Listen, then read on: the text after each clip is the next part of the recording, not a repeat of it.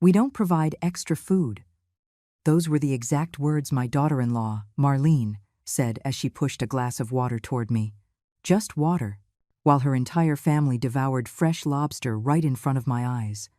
Enormous lobsters, the kind that cost $60 each, with melted butter shining under the restaurant lights. She didn't even have the decency to be subtle about it. She did it in front of everyone, with that fake smile she always uses when she wants to humiliate someone without looking like the villain of the story. And that wasn't the worst part. The worst part was seeing my son, Michael, nod his head, as if she had just said something reasonable, something fair. "You should know your place, Mom," he added, without even looking me in the eye. I stayed silent, not because I didn't have words. I had them, plenty of them, but something inside me decided to hold them back, to observe, to wait. So I just smiled slightly and said calmly, "Noted." Marlene blinked, confused for a second. I think she expected tears, apologies, maybe a scene. But I gave her none of that, just that one word, "Noted." Let me explain how I got here, how I ended up sitting in one of the most exclusive restaurants in the city, watching my own family devour $60 lobsters while I had a glass of tap water in front of me. Because this story didn't start tonight. It started years ago, when I decided that being a mother meant sacrificing everything, and boy did I. Michael is my only son. I raised him alone after his father abandoned us when he was just 5 years old. I worked 3 jobs for years. I cleaned houses. I waited tables. I cooked in other people's kitchens. All so he could have what I never had: education, opportunities, a future. I paid for his entire college education, every semester, every book, every single coffee he'd grab with his friends while he studied. I supported him when he decided to change his major twice. I supported him when he met Marlene and told me she was the woman of his life. I supported him even when she started looking at me as if I were an obstacle in her perfect upper-middle-class life. I never asked for anything in return. Well, that's not entirely true. I asked for respect. I asked to be treated like his mother, not like an employee who had already served her purpose. But apparently, that was too much to ask. The invitation came a week ago. Michael called me, which was unusual because lately he only sends me short, cold text messages, the everything good or talk later kind. His voice sounded strangely kind when he said that he and Marlene wanted to invite me to dinner. "To reconnect," he said. "We feel like we've been distant, Mom. We want to fix things." How naive I was to believe him. I got dressed in the best thing I had, a pearl gray dress. Simple but elegant, nothing flashy. I've never been one to draw attention. I fixed my hair. I put on a little makeup. I wanted to look good for my son, to show him that even though I was 64 years old, I was still his mother, the woman who gave everything for him. When I arrived at the restaurant, they were all already seated. Michael, Marlene, and to my surprise, her parents as well. 4 people waiting for me at a table that was clearly set for 5. They greeted me with air kisses, the kind that don't touch the skin. Marlene smelled like expensive perfume, the kind that costs over $200. She was wearing a flawless beige dress and jewelry that sparkled so much it almost blinded me. "You're late, Helen," she said, looking at her gold watch. She called me Helen, not Mom. She never does. Just Helen, as if we were friends of the same age, as if there were no family hierarchy between us. "The traffic was terrible," I replied, taking a seat in the only empty chair, the one at the corner, almost as if they had wanted to hide me. The restaurant was impressive. High ceilings, crystal chandeliers, pristine white tablecloths, the kind of place where every dish costs what some people earn in a week. I recognized some of the patrons, businessmen, local politicians, people with real money. I wondered how Michael could afford this. As far as I knew, his job at that consulting firm paid well, but not this well. The waiter approached with the menus. Black leather-bound menus with no prices listed. That's always the sign that everything is outrageously expensive. Marlene didn't even open hers. She snapped her fingers. Yes, she literally snapped her fingers and said, 5 lobster thermidors, the large ones, and a bottle of your best white wine, 4 lobsters. Michael corrected her gently, glancing at me out of the corner of his eye. Marlene looked at him, confused, then followed his gaze to me. And then she smiled. That smile, the same one she uses when she's about to stick the knife in. "Oh, right," she said, as if she had just remembered I existed. 4 lobsters. She turned to the waiter and added, raising her voice just enough to sound casual but so everyone could hear, "We don't provide extra food. Just water for her." The waiter blinked, uncomfortable. He looked at me, expecting me to say something, to order for myself. But before I could open my mouth, Michael intervened. "It's just that Mom already ate before she came, right?" His tone was soft but firm. It wasn't a question. It was a command in disguise. I felt something break inside me. It wasn't dramatic. There was no sad background music or slow motion. Just a silent crack somewhere in my chest, where hope used to be. "Of course," I said finally. "Just water is fine." Marlene smiled, satisfied, and leaned back in her chair. The waiter nodded and walked away quickly, probably relieved to escape the tension. Marlene's parents didn't even seem to notice the exchange. They were too busy admiring the place, commenting on how exclusive it all was. And so the dinner began. Well, their dinner. I just had my glass of water, clear, cold, silent, just as I was apparently supposed to be. The lobsters arrived 10 minutes later, 4 enormous, steaming plates, with that aroma of butter and herbs that filled the whole table. The waiter placed them carefully in front of each of them. Marlene, Michael, and her parents, who hadn't even said a word to me since I arrived. Not a hello, not a how are you, nothing. It was as if I were invisible, or worse, as if I were part of the furniture. Marlene was the first to crack the shell of her lobster. The crunch echoed in the awkward silence that had settled. She took a generous piece of white meat, dipped it in melted butter, and brought it to her mouth with deliberate slowness.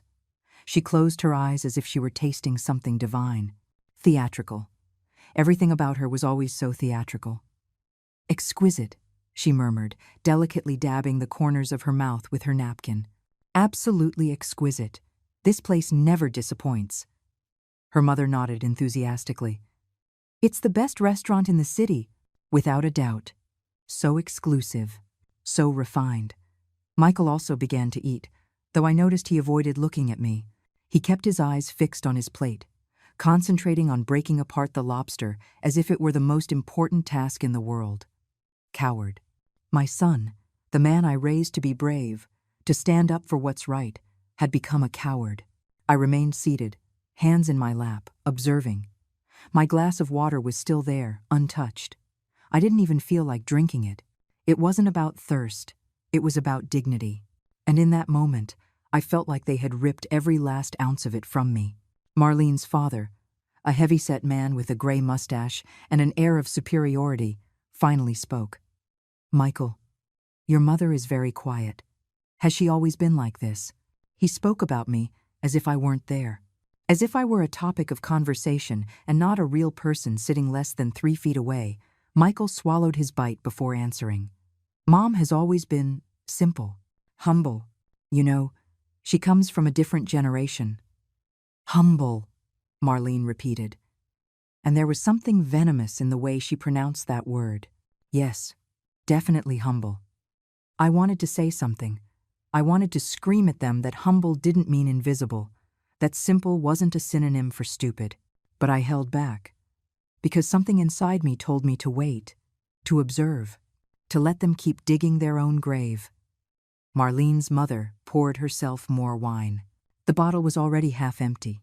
"These must be such difficult times for people your age, Helen, with no stable income, not enough savings. It's a shame the older generation didn't know how to plan for their future better." There it was, the first direct blow, disguised as concern, but it was a blow nonetheless, implying that I was a burden, that I was poor, that I hadn't done anything with my life. "Mom gets by just fine," Michael said, but his tone was defensive, weak, as if he didn't believe what he was saying himself. Of course," Marlene replied quickly, but her smile said the opposite. "We all do what we can with what we have. Although, well, some of us have more than others." Silence. A silence so thick you could cut it with a knife. No one defended me. No one said, "Hey, that was out of line." No one. Marlene continued eating, now with more enthusiasm. Between bites, she started talking about her life, her accomplishments, about everything she had achieved, as if she needed to constantly highlight the difference between her and me. "We just closed on the new condo," she announced, looking at her parents with pride. 3 bedrooms, park view, 12th floor. It cost $450,000, but Michael and I decided it was worth the investment. Her father raised his glass. "Let's toast to that. To success. To the future." Everyone raised their glasses. Except me, of course. I didn't have a glass. Just my glass of water, which now seemed to mock me with its transparency. "And the best part," Marlene continued, "is that we'll finally have the space we always wanted. No interruptions, no unexpected visits, no having to worry about accommodating people who just show up unannounced." She looked directly at me when she said that, directly into my eyes. She wanted me to know she was talking about me, that she was telling me, without saying it explicitly, that I was no longer welcome in their lives. Michael coughed uncomfortably. "Marlene, I don't think that's necessary." "Necessary what?" she interrupted him, with that fake sweetness she had mastered. "I'm just sharing our good news. Is there a problem with that?" "None," he replied, looking down again. And that's when I understood. My son wasn't just a coward. He was an accomplice. He had chosen his side a long time ago. And that side didn't include me. The waiter returned to clear some empty plates.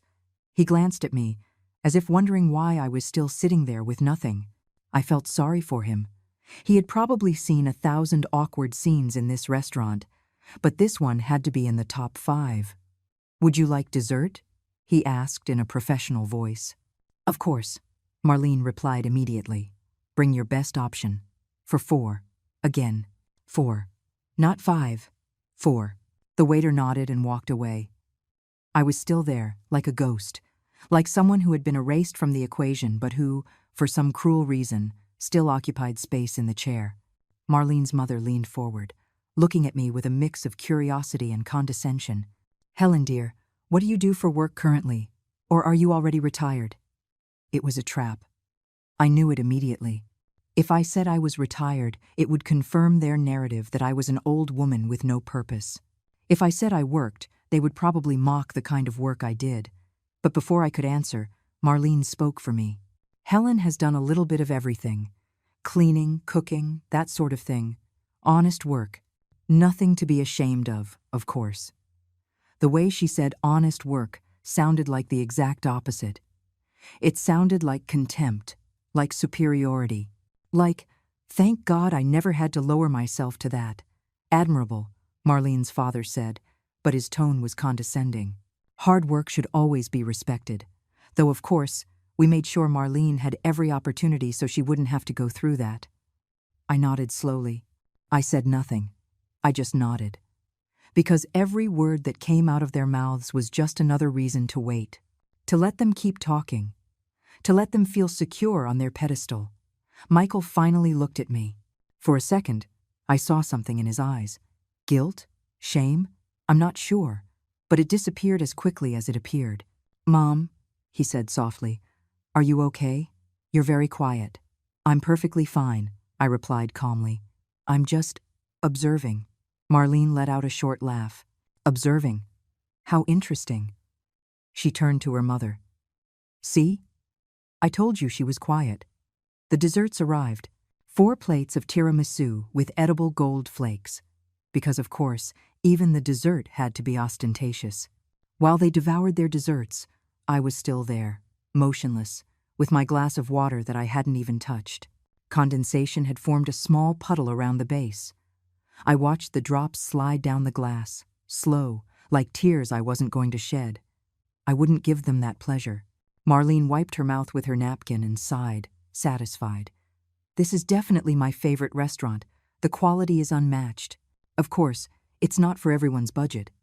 Another jab, another stab disguised as a casual comment. I wondered how many more would come before this torture ended. Her father ordered a cognac. Michael ordered a whiskey. The women ordered more wine. I was still with my water. No one offered me anything else. No one asked if I wanted at least a coffee. It was as if they had collectively decided that I didn't even deserve basic courtesies. "Michael," said Marlene's father, lighting a cigar that the waiter had brought him, "your wife told us you're considering that promotion at the company. That would mean more responsibilities, right?" My son nodded, straightening in his chair. "Yes, sir. I'd be the regional manager. A raise of almost $40,000 a year." "Impressive," the man replied, blowing out the smoke slowly. "That's what happens when you marry well. The right connections open doors. My brother is a partner at that firm, you know. A word from me, and that position is yours." There it was. The truth behind Michael's success. It wasn't his talent. It wasn't his effort. It was Marlene's last name, her family's connections. Everything I had worked to give him, all the sacrifices I had made so he could get where he was, had been overshadowed by a convenient marriage. "We are very grateful," Marlene said, taking Michael's hand on the table. "Family is the most important thing. Knowing how to surround yourself with the right people makes all the difference." She looked at me when she said that, directly into my eyes. The message was clear. I was not the right person. I was the past. She was the future. Marlene's mother joined the conversation. "It's fundamental to set boundaries, too, especially when there are people who can become a burden. We can't let misunderstood feelings stop us from moving forward." "Exactly," Marlene agreed, squeezing Michael's hand. "That's why we've decided to make some changes. Necessary changes for our well-being and for Chloe's." Chloe, my 4-year-old granddaughter. The little girl I watched twice a week when they needed time for themselves. The girl who called me Grandma Helen and made drawings for me on paper. Were they going to take her away from me too? What kind of changes? I asked. It was the first time I had spoken in almost 20 minutes. Marlene looked at me, surprised, as if she had forgotten I could speak. "Well, Helen, since you're asking, we've decided it's better for Chloe to spend time with people who can add value to her life. A quality education, enriching experiences, things that, that some people just can't offer." I felt the dagger twist deeper. She was telling me I wasn't good enough for my own granddaughter. That my love, my time, my bedtime stories were worthless compared to what they considered value. Michael said nothing. He just drank his whiskey, avoiding my gaze. "I understand," I said simply. I kept my voice calm, neutral. "Anything else I should know?" Marlene exchanged a look with her parents. There was something else. Of course there was something else. This dinner wasn't a reconciliation. It was a planned execution. "Well," she began, playing with her wine glass, "we also want to talk about expectations. Michael and I have built a life of a certain standard. A life that requires maintaining certain standards. And frankly, Helen, some of your appearances have been a bit embarrassing." "Embarrassing?" I repeated, feeling the rage begin to simmer under my skin, though my face remained serene. "Don't take it the wrong way," her mother chimed in, with that fake sweetness that so resembled her daughter's. "It's just that when you came to Chloe's birthday party last month, with that old dress and that grocery store cake, well, it made a certain impression on our guests." The old dress, the grocery store cake. I had worked 2 extra shifts to be able to buy that cake because I knew Chloe loved strawberries. I had worn my best dress, the same pearl gray one I was wearing now, because it was the only decent thing I owned. And still, it hadn't been enough. "The guests asked who you were," Marlene continued. "It was awkward having to explain that you were Michael's mother. Some even thought you were the help." Silence. A silence so heavy it seemed to crush the air at the table. "And what is your point?" I asked, keeping my tone firm. Marlene leaned forward. "My point, Helen, is that maybe it's better if you keep your distance. At least at public events. At least when important people are around. We don't want them to think that Michael comes from, from poverty," I completed for her. "From a working-class family. From a mother who broke her back to give him everything." Michael finally spoke. "Mom, don't take it like that. They're just trying to what, Michael?" I interrupted, looking directly at him. "Erase me? Make me disappear because I don't fit into their perfect world?" He looked down. It's not that. It's just that things are different now. We have to think about our future. About Chloe. You can't have a poor mother ruining your image. I finished the sentence for him. Marlene's father tapped the table gently with his hand. Come on. No need to be dramatic. No one is saying you should disappear. Just that you be more mindful. That you understand your position in this new family dynamic. My position. That word echoed in my head. My position. As if I were an employee who needed to remember her rank. As if I were a movable piece on a board they controlled. Marlene leaned back in her chair, satisfied. Besides, Helen, let's be honest. What can you really offer this family? Michael is already established. We can give Chloe everything she needs. You just don't have the resources. Or the status. Or the connections. I only have love, I said in a low voice. She let out a short, almost cruel laugh. Love doesn't pay for private universities. Love doesn't open doors in society. Love doesn't get you a seat at the right table. Ironic. Because at that moment, I was sitting at their table, but I had no place. I had no plate. I had no voice. I only had a glass of water and an infinite amount of humiliation being served as if it were part of the menu. The waiter approached again, this time with the check. He placed it discreetly near Michael, in a leather folder. My son opened it, checked the total, and pulled out his credit card without even blinking. $780, he muttered. Reasonable for 5 people. 5 people. They had included my spot in the bill, even though I hadn't eaten anything. They had paid for my humiliation. For my empty chair. For my silence. Michael signed the receipt and put his card away. Marlene retouched her lipstick using a small mirror she took from her designer handbag. Her parents chatted among themselves about a trip to Europe they were planning for next month. It was all so normal for them. So every day. As if they had just had a pleasant dinner and not a psychological torture session.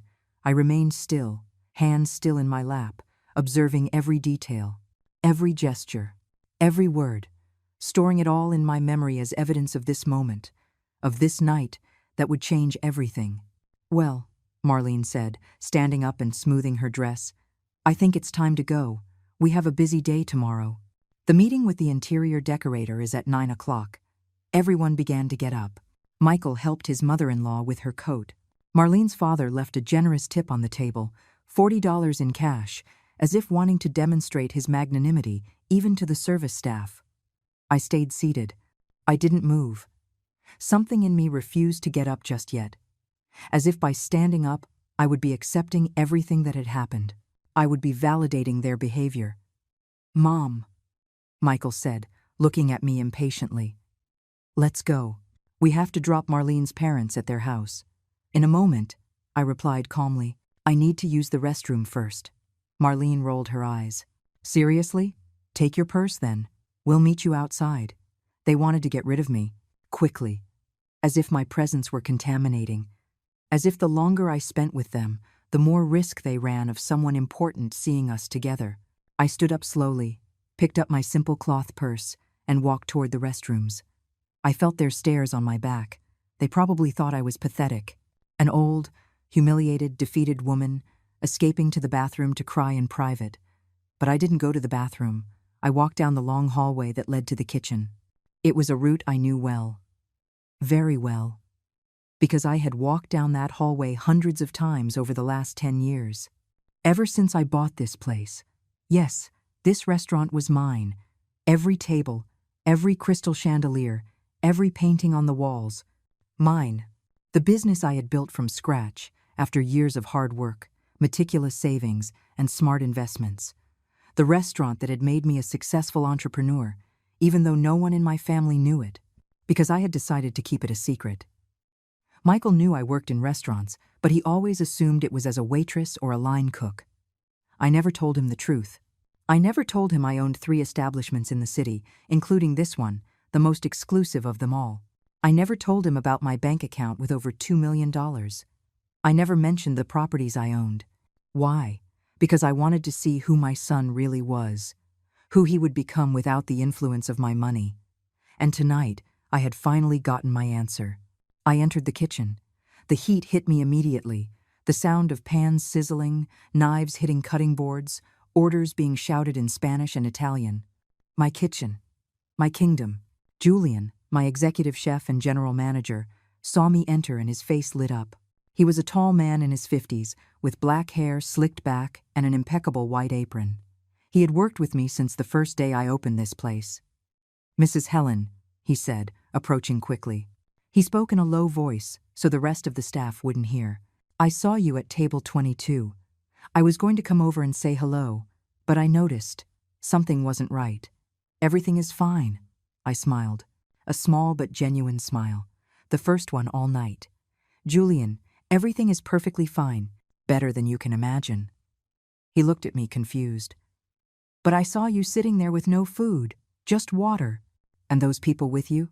Their family?" "My son and his wife," I replied. "And tonight, they've given me the most valuable gift they could possibly give me." "What gift, ma'am?" "Clarity."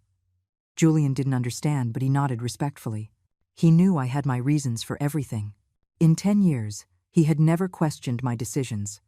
And he wasn't going to start now. "What do you need me to do?" he asked. "In a few minutes, I'm going to go back to that table. And when I do, I want you to come out of the kitchen. I want you to walk up to me, in front of all of them, and I want you to call me what you always call me." His eyes lit up with understanding. "Mrs. Helen." "Exactly." A smile spread across his face. Julian had met Michael once, years ago, when my son came to visit me at work. It had been brief, awkward. Michael had looked at the restaurant with disdain, as if it were embarrassing that his mother worked there. He never came back. "It will be a pleasure," Julian said, a glint of satisfaction in his eyes. I left the kitchen and walked back to the dining room. Table 22 was already empty. The waiter was clearing it, picking up the used napkins, the empty glasses. All evidence of what had happened was being erased. But not from my memory. Never from my memory. I looked around the restaurant. The soft lighting, the elegant customers enjoying their dinners, the murmur of polite conversations, the piano music playing from hidden speakers. I had built all of this, with my hands, with my mind, with my determination, and tonight, finally, I was going to claim my place. I walked out of the restaurant through the main entrance. The cold night air hit my face. Michael, Marlene, and her parents were standing next to a luxurious black car parked at the entrance. The valet had brought the vehicle, and Marlene was giving him instructions about something. They saw me come out, and Michael raised his hand in a quick wave. "Well, Mom, thanks for coming. It was educational." "Very educational," Marlene agreed, that fake smile plastered on her face. "I hope you understood everything we talked about tonight, that you've understood your position."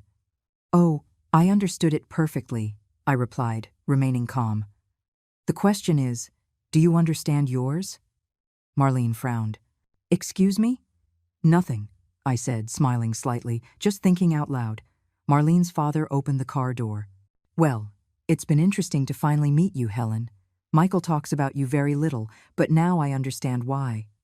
That was the straw that broke the camel's back, not to make me angry, not to make me cry, but to confirm that what I was about to do was absolutely necessary.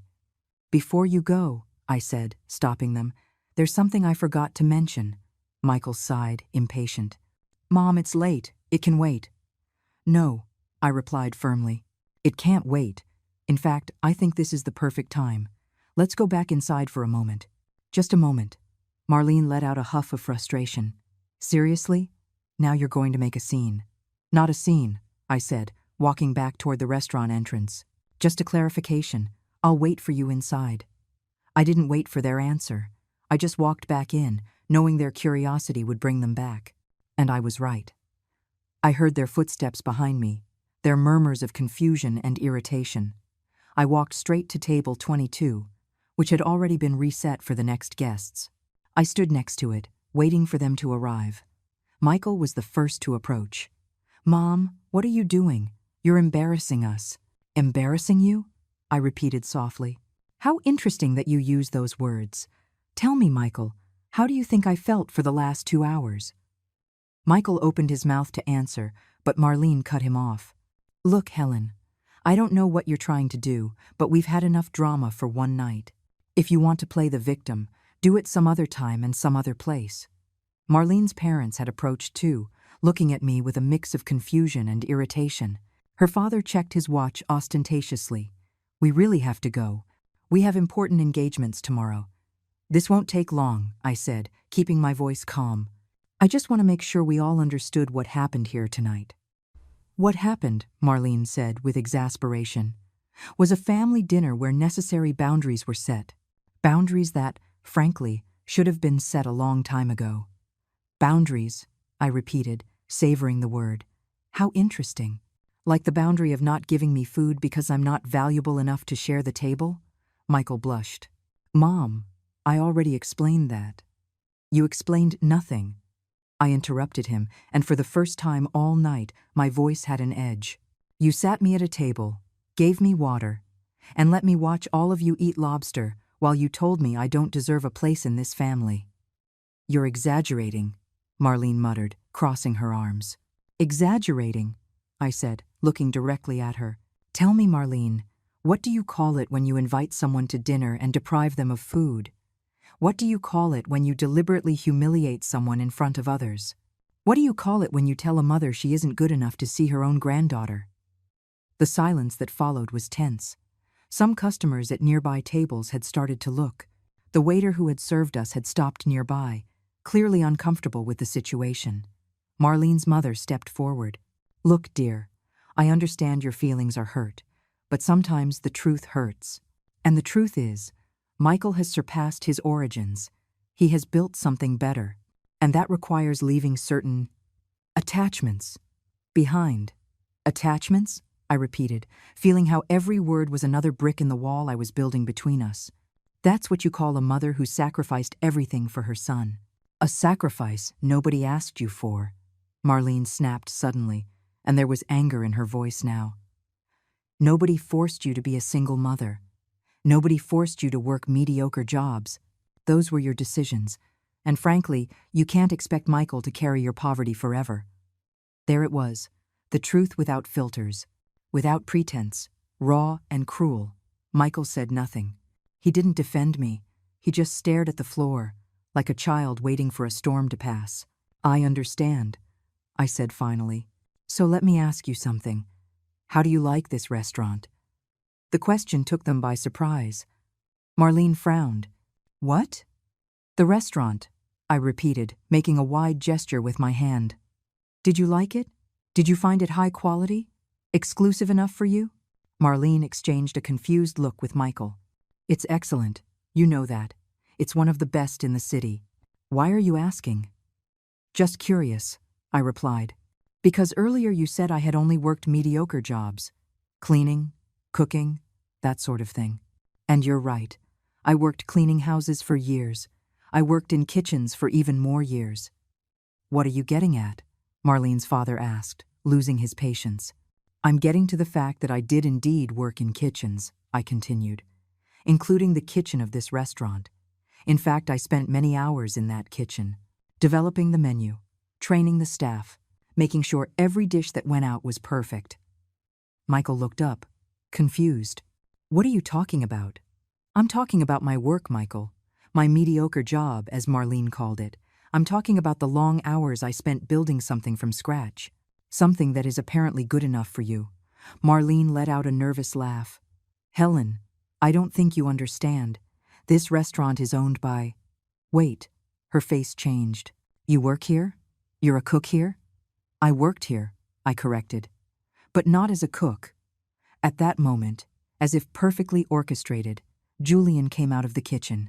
He was wearing his immaculate uniform, his posture erect, his expression professional but with a hint of satisfaction in his eyes. He walked directly toward us, and every eye in the restaurant seemed to follow him. He stopped in front of me, with a slight bow. He said, in a loud, clear voice, Mrs. Helen, pardon the interruption. There's a matter in the office that requires your attention. Could you please review it before you leave for the night? The silence was absolute. Michael blinked. Mrs. Helen? Julian glanced at him briefly before turning his attention back to me. Yes, Mrs. Helen, the owner of this establishment. Marlene's jaw dropped. Literally.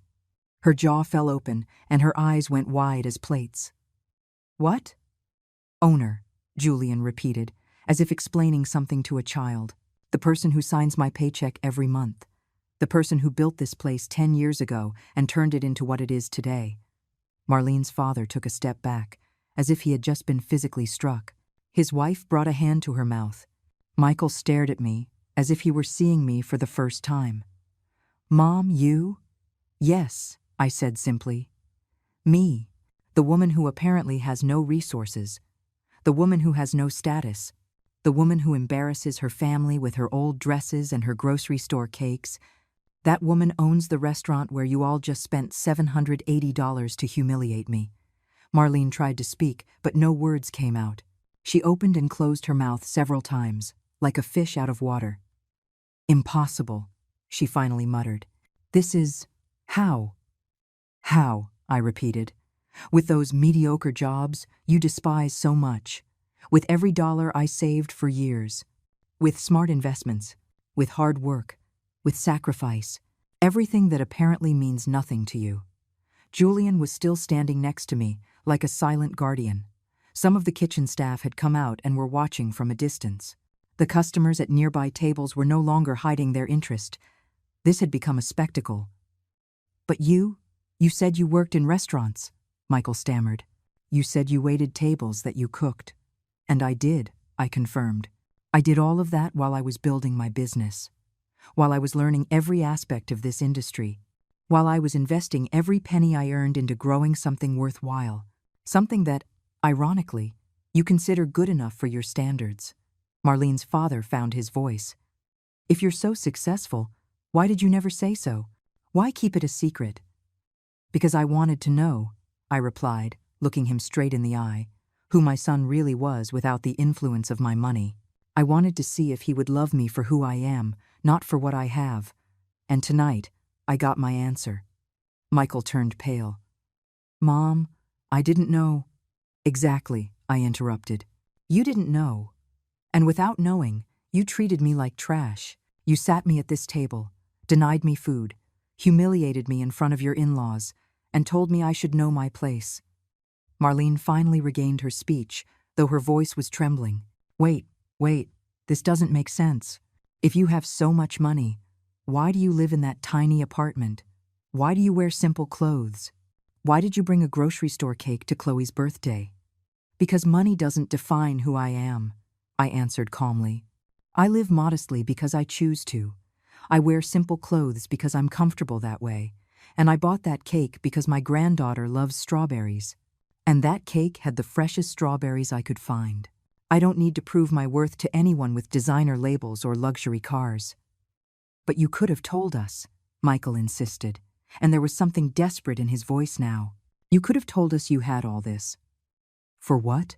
I asked, and I let the question hang in the air for a moment. So you would treat me well? So you would respect me? Respect isn't bought, Michael. It's earned, or it should be earned, simply by virtue of me being your mother. Julian cleared his throat gently. Mrs. Helen, would you like me to call security? If these people are making you uncomfortable? That won't be necessary, Julian, I said, touching his arm briefly. They're my family. Or at least, they were. Those last words hit like a hammer. I saw the impact on Michael's face, the tears that began to form in his eyes. Mom, please, he said, taking a step toward me. We didn't know. If we had known… If you had known? What? I interrupted. You would have treated me differently? You would have served me lobster instead of water? You would have spoken to me with respect instead of contempt? That is exactly why I never told you. Because a son's love for his mother shouldn't depend on her bank account. Marlene had turned pale, but there was something else in her expression now. Something calculating. I could see the wheels turning in her head, recalculating, reevaluating. Helen, she said, her voice having completely changed its tone. I think there has been a terrible misunderstanding. We never wanted… No, I cut her off sharply. Don't do that. Don't try to rewrite what happened just 20 minutes ago. You said exactly what you meant to say. You did exactly what you meant to do, and now you have to live with the consequences. Her father cleared his throat. Uncomfortable. Well, this is certainly unexpected. Marlene, dear, maybe we should discuss this in private, as a family. As a family, I repeated, and I couldn't help a bitter laugh. Half an hour ago, you told me I wasn't family, that I was a burden, that I was an embarrassment, that I should keep my distance. Marlene's mother tried to intervene with her fake, sweet voice. Helen, dear, we all say things when we're tired or stressed. Surely you can forgive a little. A little what? I interrupted. A little mistake? A little humiliation? You left me without food at a family dinner. You treated me as if I were invisible. You told me I wasn't good enough for my own granddaughter. That is not a little mistake. It's a revelation of character. The entire restaurant seemed to be holding its breath. The waiters had stopped. The customers were pretending to look at their plates, but they were clearly listening to every word. This moment had become something bigger than me, bigger than them. It had become a public lesson. Michael took another step toward me, and now the tears were streaming down his face. Mom, please, you're right. Everything you said is true. I was a coward. I was cruel. I let Marlene treat you like that, and I did nothing to stop her. But I can change. We can fix this. You can change? I asked softly. Michael, you're 32 years old. You're not a child. You're a grown man who deliberately chose to humiliate his own mother to impress his wife and his in-laws. That's not something you fix with an apology. Then what do you want? He asked, real desperation in his voice. Tell me what I have to do to fix this. I looked at my son, at this man I had raised with so much love, so much sacrifice. I saw the 5-year-old boy who cried in my arms after his father left us. I saw the proud teenager the day he got into college. I saw the nervous young man on his wedding day. And now I saw the man who had betrayed me in the deepest way possible. I don't know if you can fix this, I said honestly.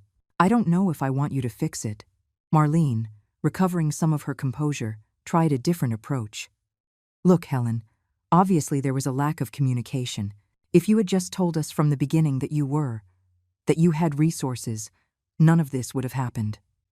Exactly, I said, pointing at her. None of this would have happened if you'd known I have money. But it did happen because you thought I didn't. And that tells you everything you need to know about yourself. Her face flushed. You can't just show up and… Show up? I interrupted, my voice rising slightly. This is my restaurant. Marlene, you are the one who showed up here. You are the one who sat at my table, ate my food, and used my establishment as a stage to humiliate me. And now you have the nerve to tell me I'm the one who's out of line? Julian stepped forward. Mrs. Helen, if I may suggest, perhaps it would be better to continue this conversation in your office. The customers are starting to get concerned. I looked around. He was right. Some customers looked uncomfortable, others fascinated. But this was a business, and business required a certain decorum, no matter how justified my outrage. You're right, Julian, I said. But there will be no conversation in my office. Everything that needed to be said has been said. I turned back to Michael. I'm going to tell you something, son, and I want you to listen closely, because it will probably be the last thing I say to you for a long time. The money I have, the businesses I built, the properties I own, I did it all thinking about your future, thinking about leaving you something when I'm gone, thinking about making sure your daughter, my granddaughter, would have opportunities. Michael was sobbing openly now. Mom. But tonight, you taught me something valuable, I continued. You taught me that giving money to someone who doesn't respect you isn't generosity, it's weakness. You taught me that the real legacy isn't what you leave in a bank account, but the values you instill. And clearly, I failed at that. You didn't fail, he said through his tears. I failed. I ruined everything. Yes, you did, I confirmed, and the words were like knives. But do you know what the worst part is, Michael? It's not that you treated me poorly tonight. It's that you probably would have kept doing it if you hadn't found out I have money. That's the part that hurts the most. Marlene tried to get closer. Helen, I understand you're angry, but let's be reasonable. We're family.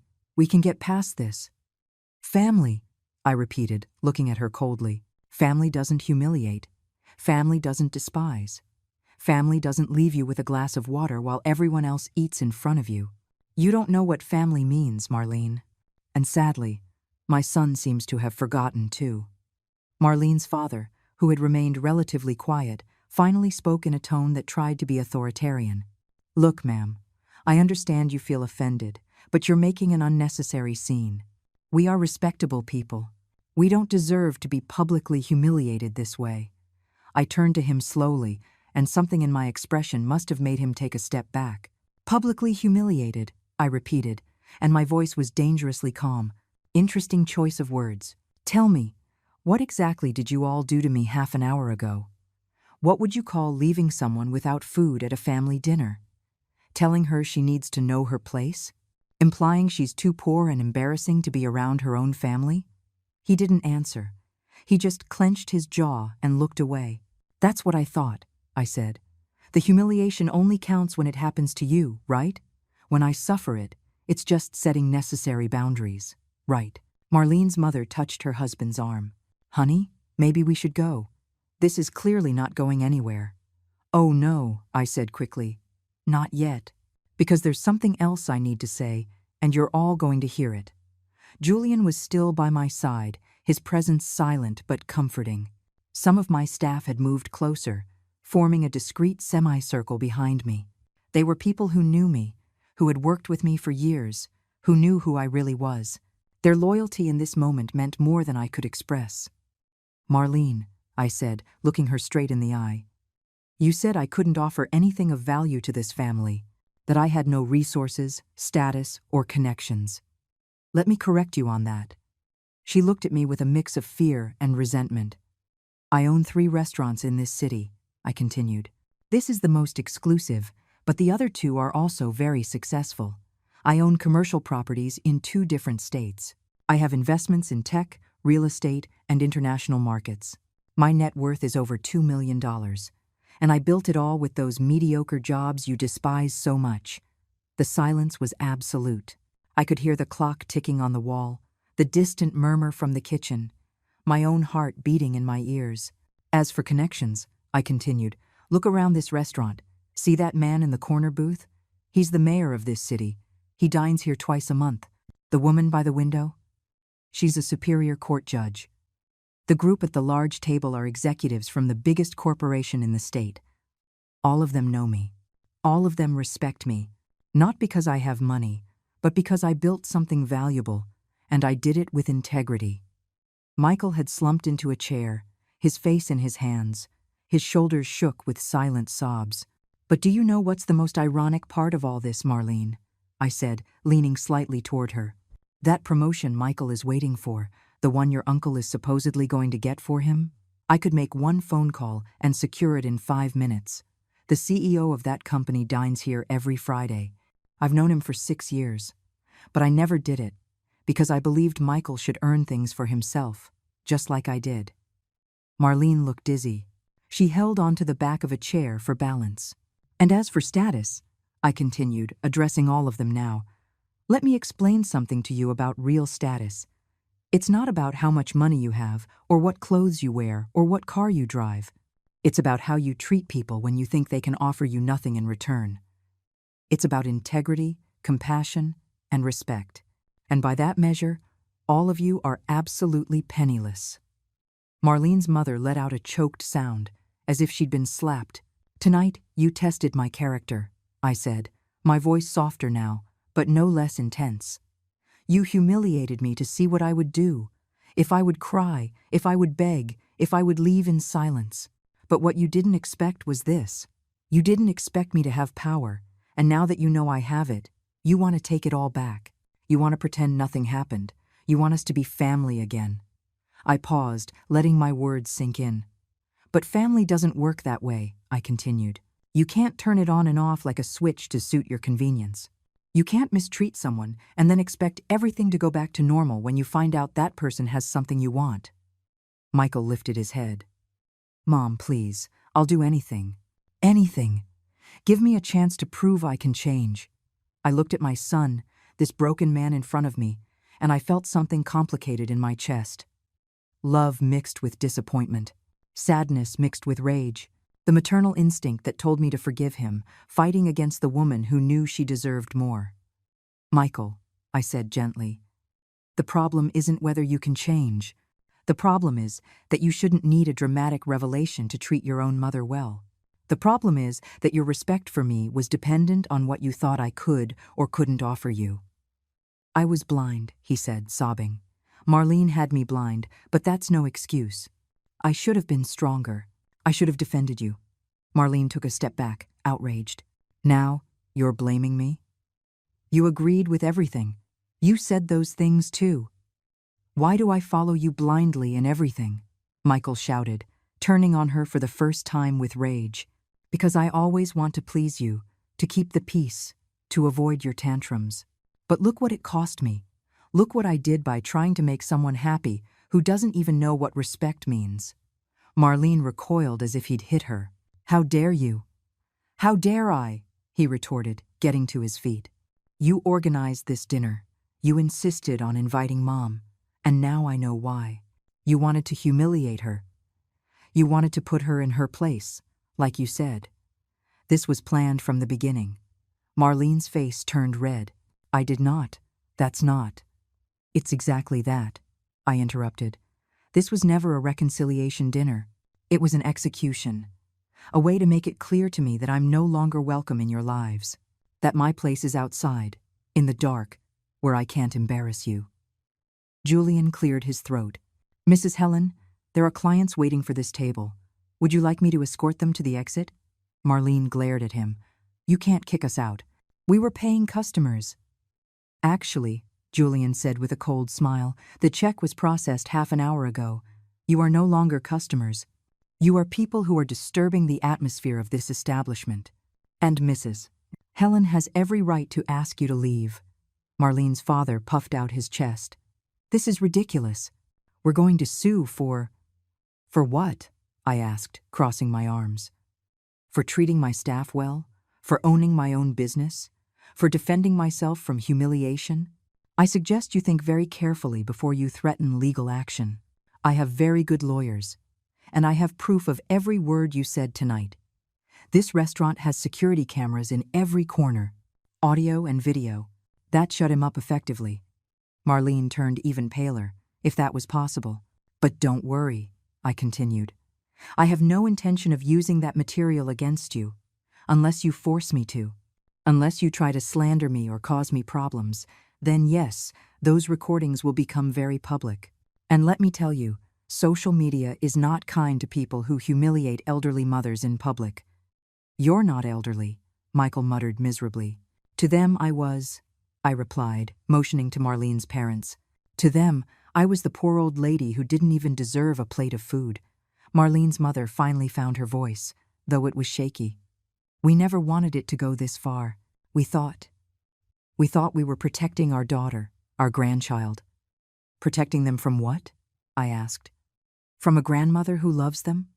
From a woman who only wanted to be part of their lives? You weren't protecting anyone. You were feeding your own sense of superiority. Marlene, seeing that all was lost, tried one last approach. Her voice became soft, almost pleading. Helen, I know things got out of control tonight, but think about Chloe. Think about your granddaughter. Do you really want to keep her away from you because of this? It was the wrong move. Do I want to keep her away from me? I repeated, and my voice was dangerously low. Marlene, you were the one who said Chloe needed to spend time with people who could add value. That I wasn't good enough for her. That my experiences weren't enriching. I'm not the one who pushed her away. You are. Marlene opened her mouth to protest, but I continued before she could speak. And now that you know I have money, now that you know I have connections and resources, suddenly you want me to think about my granddaughter. Suddenly I'm good enough to be in her life. But it doesn't work that way. My relationship with Chloe is not a commodity you can negotiate based on your convenience. She loves you, Michael said desperately. She asks about you all the time. She makes drawings for you. She misses you. I felt a pang in my heart. Chloe, my sweet 4-year-old granddaughter with her dark curls and her infectious laugh. The girl who called me Grandma Helen and would fall asleep in my arms while I read her stories. Walking away from her would be like ripping my own heart out. But staying, allowing this to continue, would be teaching her that abuse is okay. That unconditional love means accepting humiliation, and that was a lesson I refused to give her. I miss her too, I admitted, and my voice broke slightly. I miss her every day, but I will not allow her to grow up in an environment where it's taught that it's okay to mistreat people based on their apparent social status. I will not let her learn from her mother that cruelty is acceptable if the victim seems defenseless. Please, Michael begged, moving closer to me. Don't punish all of us for my mistakes. Chloe is innocent in all of this. I know, I said softly. And that's precisely why I can't allow her to be exposed to this kind of behavior any longer. If you want me to be a part of her life again, you are going to have to prove to me that you have changed. And I don't mean changed because you now know I have money. I mean a real, profound change in how you treat people. Julian discreetly cleared his throat. Mrs. Helen, we really need to clear this area. There's a 10 o'clock reservation, and it's almost 5 minutes to 10. I nodded, grateful for the interruption. This conversation was draining every ounce of energy I had left. You're right, I said, looking at each of them. It's time for you to go. All of you. And then what? Michael asked, his voice broken. You just erase us from your life? After everything? No, I replied. You erased me from yours tonight. I'm just respecting your decision. But we said terrible things because we didn't know, Marlene insisted, panic in her voice now. If we had known the truth, that is exactly the problem, I interrupted. That your behavior depends on what you think someone can offer you. That's not respect. That's opportunism. Marlene's father stepped forward, trying to regain some dignity. Look, obviously we all made mistakes tonight, but we're reasonable people. We can reach an agreement. An agreement? I repeated, almost laughing at the audacity. What kind of agreement are you proposing? We pretend nothing happened in exchange for… What? Access to my money? My connections? My resources? That's not it, he said quickly, though his expression betrayed him. It was exactly that. I'll tell you what I'm going to do, I announced, straightening up and looking at all of them. I'm going to give you time. Time to think about what you did. Time to reflect on what kind of people you want to be. And time to decide if you truly value people for who they are, or only for what you can get from them. How much time? Michael asked anxiously. As long as it takes, I answered. It could be a month. It could be 6 months. It could be never. It's entirely up to you. Marlene let out a sound of frustration. That's not fair. You can't just leave us hanging like this. Not fair? I repeated, my voice rising slightly. You know what's not fair, Marlene? It's not fair to invite someone to dinner and deny them food. It's not fair to deliberately humiliate your mother-in-law in front of your family. It's not fair to tell a grandmother she isn't good enough for her own granddaughter. That is what's not fair. She shrank back at my tone, speechless for the first time all night. Now, I said, gesturing toward the exit, it's time for you to go.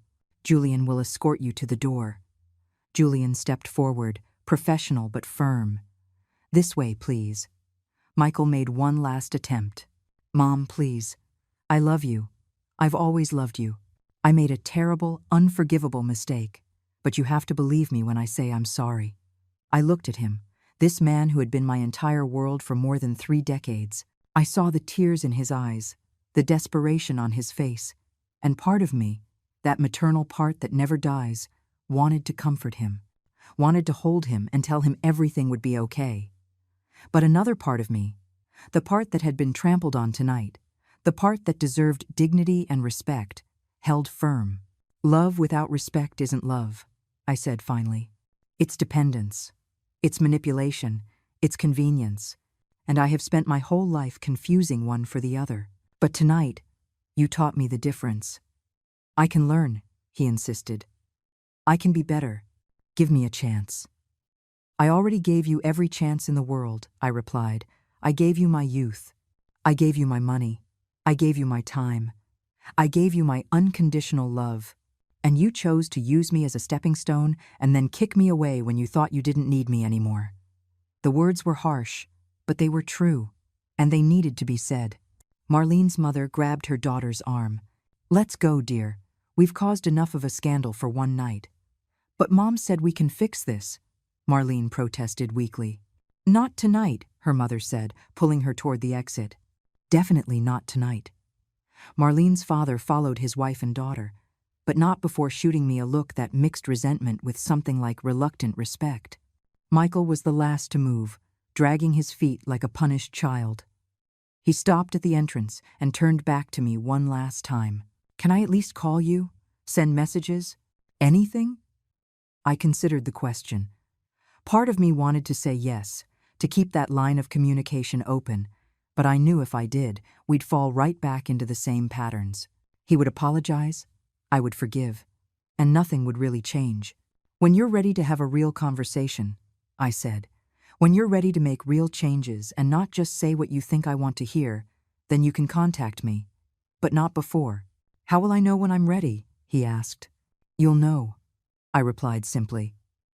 When you can look at what happened tonight and fully understand, without excuses or justifications, the depth of the damage you caused, when you can recognize that the problem wasn't that you didn't know I had money, but that you believed it was acceptable to treat me that way in the first place, when you get to that point of understanding, then you'll be ready. He nodded slowly, tears streaming down his face. I love you, Mom. I love you too, I admitted, and it was true. That's why this hurts so much. That's why I need this to mean something. That's why I can't just forgive and forget as if nothing happened. Julian gently touched Michael's shoulder. Sir, please, I need to ask you to leave now. Michael nodded, wiping his tears on the back of his hand. He walked toward the door, his shoulders slumped, defeated. I watched them all leave, one by one, until they disappeared into the night. The restaurant was silent for a moment. Then, slowly, as if someone had pressed play after a pause, the conversations resumed. Silverware clinked against plates.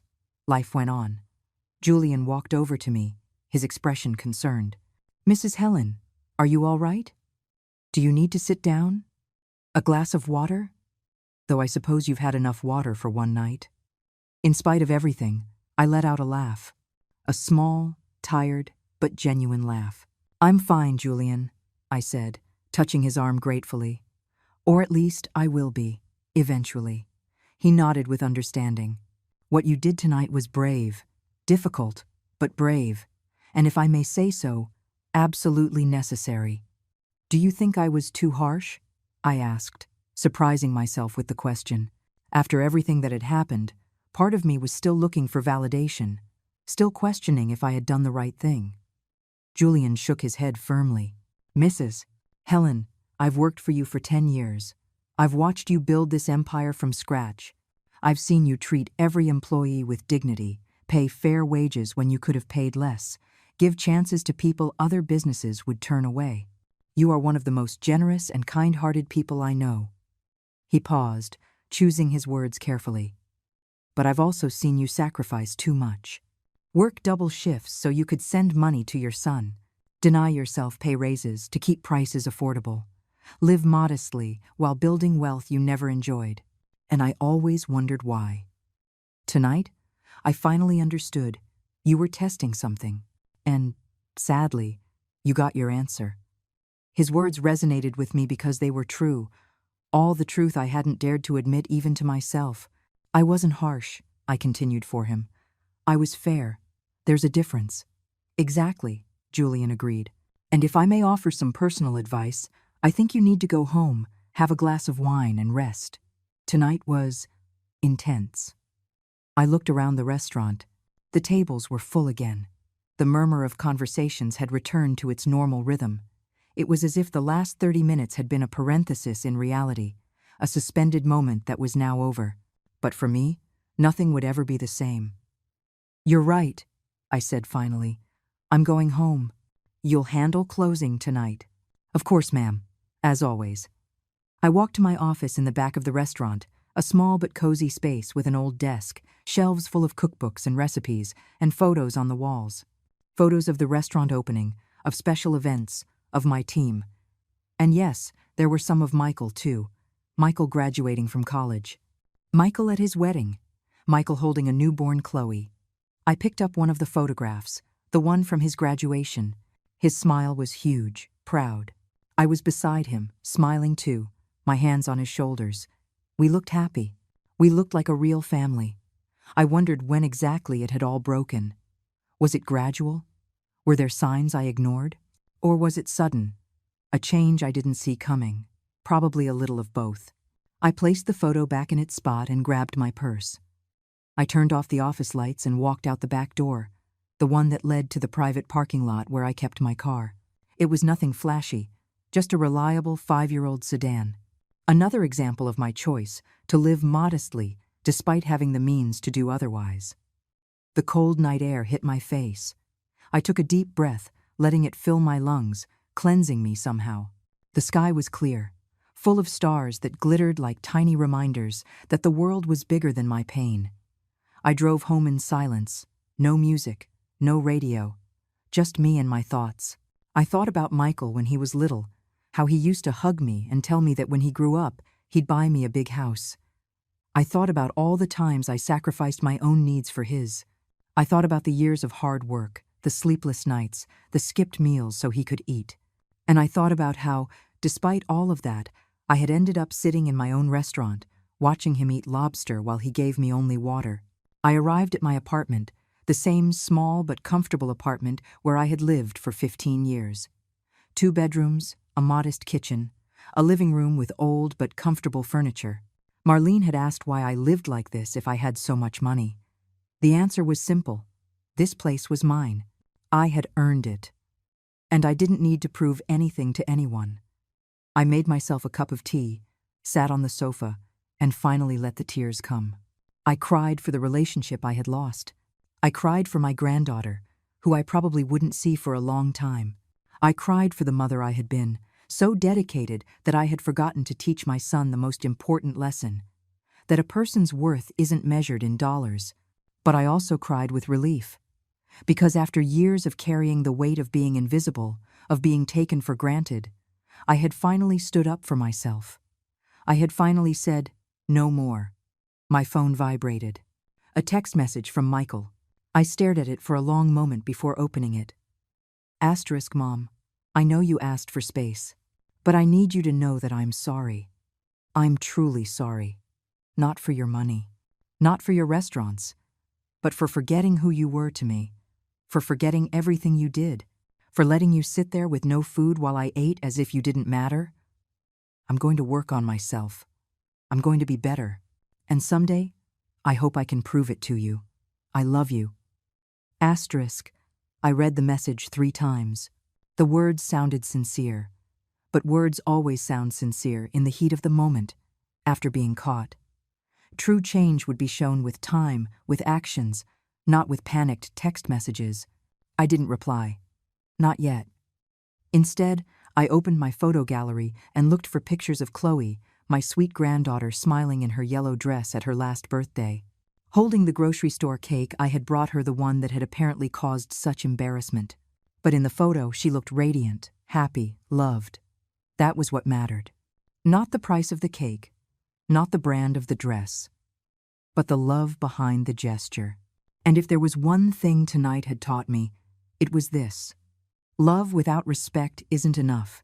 Sacrifice without recognition isn't noble. It's self-destructive. And teaching people to walk all over you doesn't make them better. It only makes you smaller. I leaned back on the sofa, holding my cup of tea, and stared at the ceiling. I thought about the future. What would I do now? What would life be like without that toxic family dynamic consuming my energy? And for the first time in years, I felt something like hope. Maybe I would use more of my money on myself. That trip to Italy I had always wanted to take. Those painting classes I was interested in. Maybe I'd renovate this apartment, not because I needed to impress anyone, but because I deserved it. Maybe I'd invest more in my other restaurants, expand the business. Maybe I'd start a foundation to help single mothers who were struggling, just like I had. The possibilities were endless, and for the first time in a long time, I felt like my life belonged to me again. My phone vibrated again. Another message, but this time from an unknown number. I opened it curiously. Asterisk Mrs. Helen, this is Martin Reyes from the restaurant tonight, table 18. I witnessed what happened with your family. I just wanted to say that what you did was extraordinary. The respect you showed for yourself, the dignity with which you handled the situation, was inspiring. My wife and I are regular customers, but after tonight, we are admirers. Thank you for reminding us that standing up for yourself isn't cruelty, it's self-love. Asterisk. I read the message twice, feeling something warm expand in my chest.